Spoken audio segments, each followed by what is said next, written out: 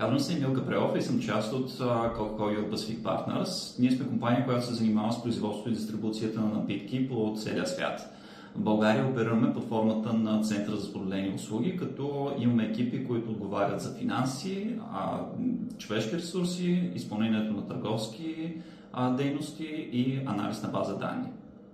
Уменията, които ще бъдат най-важни в близките години, на първо място бих посочил дигиталната грамотност. Виждаме, че с навлизането на изкуствен интелект, дигиталните приложения стават все повече и все по-комплексни, така че адаптирането към тези неща става ключово. В този ред на мисли адаптацията е изключително важна част за всеки един служител, както и критичното мислене, не само решаването на промени, но и даването на подобрения за оптимизация на различните действия. Креативност, иновация, екипна работа и комуникация мисля, че са неща, които ще съдействат в бъдещето.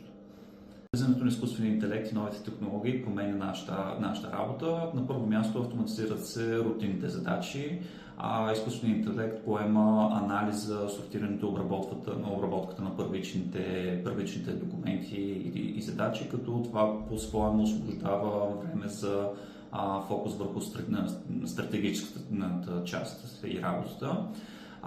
Това пък от своя страна дава възможност да се фокусира повече време върху човешкия фактор, да се изградят по-добри отношения и връзки между хората, за да може да се адаптират тези неща спрямо нуждите на бизнеса.